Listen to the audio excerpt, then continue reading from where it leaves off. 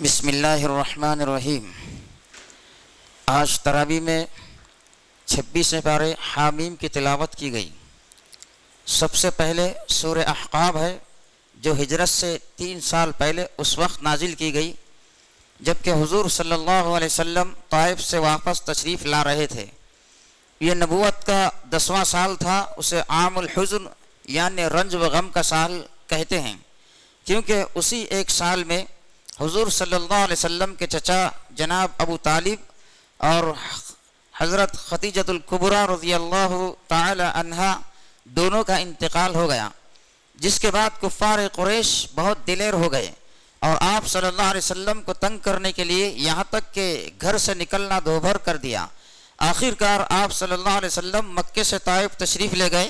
شاید وہاں کے 3 بڑے سرداروں میں سے کوئی ایمان لے آئے، مگر انہوں نے بھی آپ کی کوئی بات نہیں مانی، بلکہ آپ کے پیچھے گنڈے لگا دیے اور وہ راستے کے دونوں طرف دور تک آپ پر آوازیں کستے گالیاں دیتے اور پھر پتھر مارتے چلے گئے، یہاں تک کہ آپ زخموں سے چور ہو گئے اور آپ کی جوتیاں خون سے بھر گئیں۔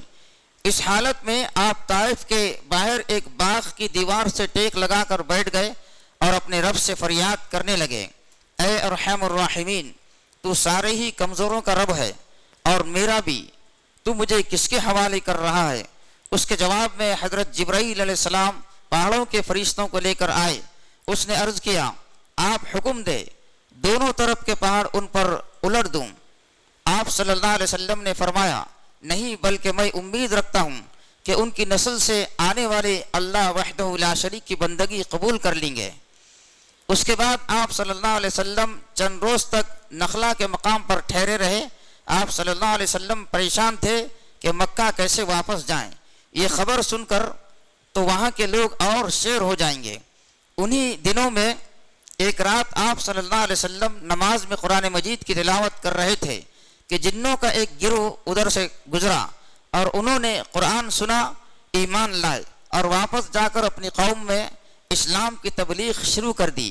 اللہ تعالیٰ نے نبی صلی اللہ علیہ وسلم کو اس سورے کے ذریعے یہ خوشخبری سنائی کہ انسان چاہے آپ کی دعوت سے بھاگ رہے ہوں، مگر بہت سے جن اس کے گرویدہ ہو گئے ہیں اور وہ اسے اپنی جنس میں پھیلا رہے ہیں۔ ساتھ ہی کفار کو ان کی گمراہیوں کے نتائج سے آگاہ کیا اور فرمایا، کبھی سوچا کہ اگر قرآن اللہ ہی کا کلام ہے تو اس کے انکار پر تمہارا انجام کیا ہوگا؟ پھر یہ واضح کیا کہ ماں باپ کے حقوق کی ادائیگی کا شعور انسان کو خدا کے حقوق کے شعور کی طرف اور مادر پدر آزادی گمراہی کی طرف لے جاتے ہیں۔ چنانچہ فرمایا، ہم نے انسان کو ہدایت کی کہ وہ اپنے والدین کے ساتھ نیک سلوک کرے۔ اس کی ماں نے مشقت اٹھا کر اسے پیٹ میں رکھا اور مشقت اٹھا کر اس کو جنا اور حمل اور دودھ چھڑانے میں 30 مہینے لگ گئے، یہاں تک کہ وہ جوانی تک پہنچ گیا۔ اب اگر وہ ان نعمتوں کا شکر ادا کرتا ہے جو اللہ نے اس کو اور اس کے والدین کو عطا کی اور ایسے نیک عمل کرتا ہے جس سے خدا راضی ہو، تو اس طرح کے لوگوں سے ہم ان کے بہترین اعمال کو قبول کرتے ہیں اور ان کی لغزشوں سے درگزر کر جاتے ہیں۔ یہ جنتی لوگوں میں شامل ہوں گے، اور جو نافرمان بن کر اپنے والدین سے جھگڑا کرتے ہیں، خصوصاً اس بات کہ وہ انہیں خدا کی اطاعت پر آمادہ کریں، وہ لوگ ہیں جن پر عذاب کا فیصلہ چشمہ ہو چکا ہے۔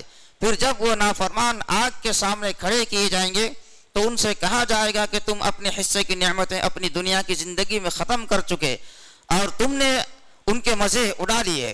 اب جو تکبر تم زمین پر بغیر کسی حق کے کرتے رہے، جو نافرمانیاں تم نے کی، ان کے بدلے میں آج تم کو ذلت کا عذاب دیا جائے گا۔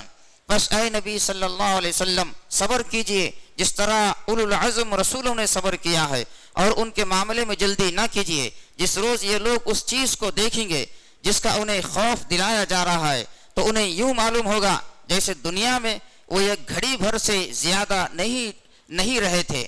بات پہنچا دی گئی، اب کیا نافرمان لوگوں کے سوا اور کوئی ہلاک ہوگا؟ سورہ محمد صلی اللہ علیہ وسلم میں اللہ نے بغیر کسی تمہید کے اعلان کر دیا کہ جن لوگوں نے کفر کا رویہ اختیار کیا اور اللہ کے راستے سے روکا، اللہ نے ان کے تمام اعمال ضائع کر دیے، اور جو لوگ ایمان لائے اور انہوں نے اچھے عمل کیے، اس نے ان سے برائیاں دور کر دیں اور ان کا حال سنوار دیا۔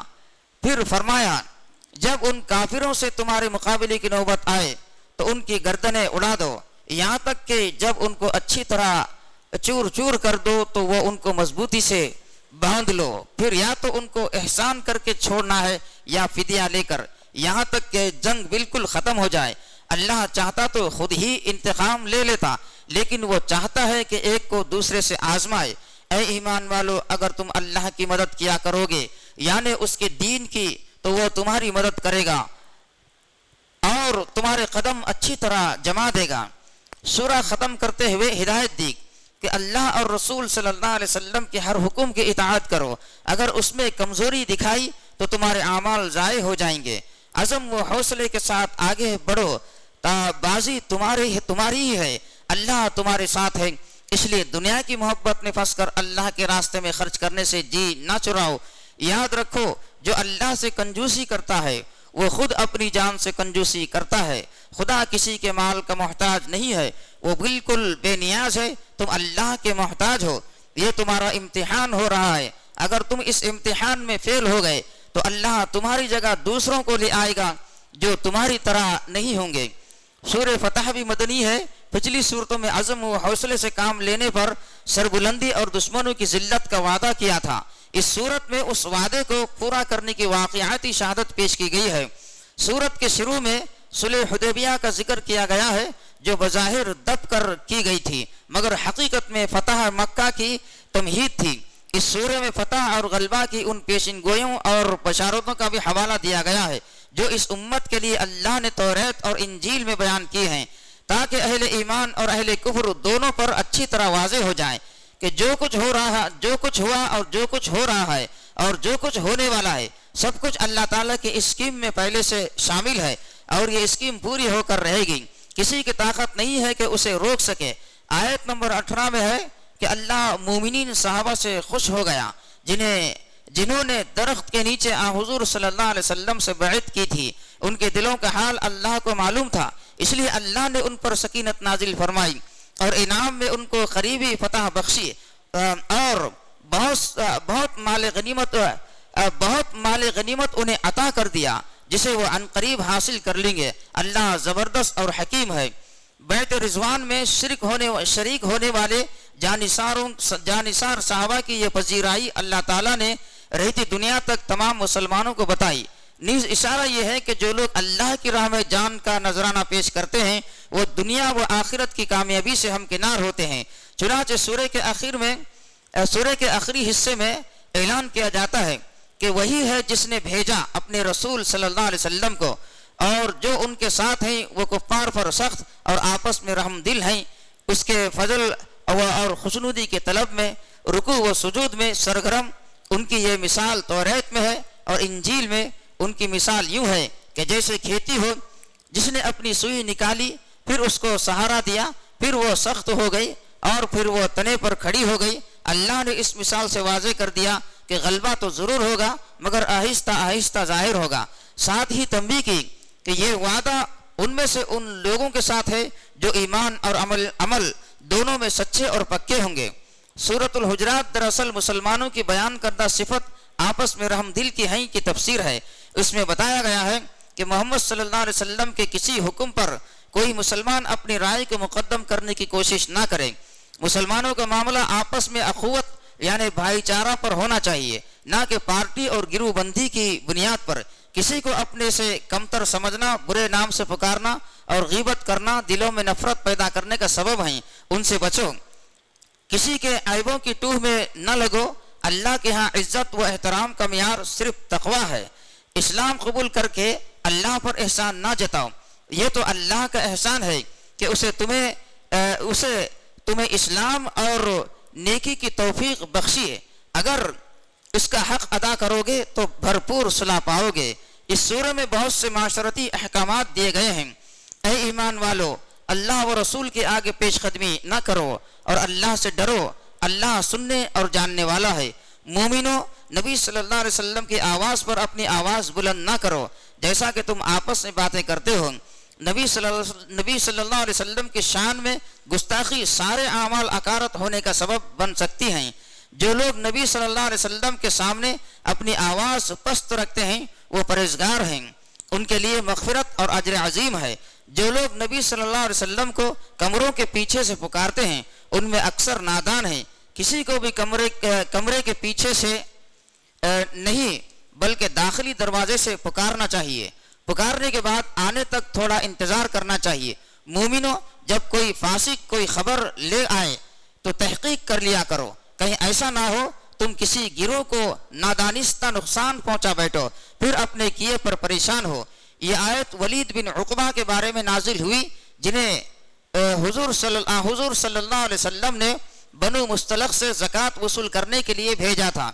کسی وجہ سے وہ ڈر کر واپس آ گئے اور یہ خبر دی کہ انہوں نے زکوٰۃ دینے سے انکار کر دیا، میرے قتل کے در پہ رہے۔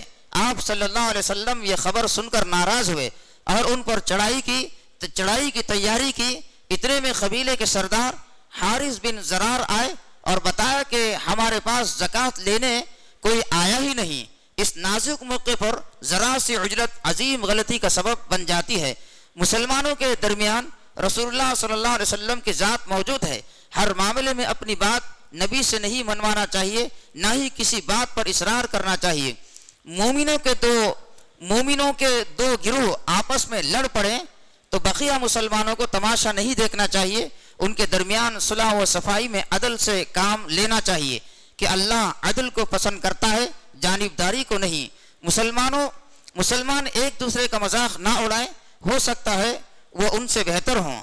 عورتیں بھی عورتوں کا مذاق نہ اڑائیں، ہو سکتا ہے وہ ان سے بہتر ہوں۔ کسی مسلمان بھائی کو تانا نہ دیا جائے، اپنے بھائی کو تانا دینا اپنے آپ کو تانا دینا ہے۔ کسی کو برے لقب سے نہ پکارا جائے، مسلمان ہونے کے بعد برے القاب و نام رکھنا بہت بری بات ہے۔ بہت زیادہ گمان کرنے سے پرہیز کرنا چاہیے کہ بعض گمان گناہ ہوتے ہیں۔ ایک دوسرے کی ٹوہ میں نہیں رہنا چاہیے کہ اس سے آپس کا اعتماد متاثر ہوتا ہے۔ پیٹھ پیچھے کسی مسلمان کی برائی نہ کرنا چاہیے، ایسا کرنا مرے ہوئے بھائی کا گوشت کھانے کے برابر ہے۔ تمام انسانوں کی اصل ایک ماں باپ ہے۔ ذات برادروں کی تقسیم صرف پہچان کے لیے ہے۔ اللہ کے نزدیک سب سے مکرم وہ ہے جو اللہ سے ڈرتا ہو۔ ایمان لانے کے بعد ایمان کا احسان جتانا صحیح نہیں۔ جو ایمان لائے گا اس کا فائدہ اسی کو ہوگا جو عمل کرے گا، اللہ اس کو پورا اجر دے گا۔ اللہ زمین و آسمان کی ہر پوشیدہ چیز کا علم رکھتا ہے، جو کچھ تم کرتے ہو وہ سب اس کی نگاہ میں ہے۔ سورہ قاف اور اس کے بعد زاریات کے 2 رکوع پڑھے گئے جن میں سورہ قاف ہی کی بات کو بڑھا دیا گیا ہے۔ ان میں قیامت اور حشر و نشر کو بیان کیا گیا ہے۔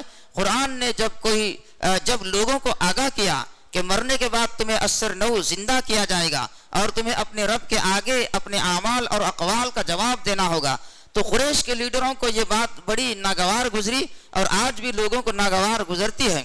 خاص طور پر مسلمان حکمرانوں کو فوراً کہتے ہیں انہیں آسمانوں کی پڑی ہے، زمین پر کیا ہو رہا ہے اس کی خبر نہیں۔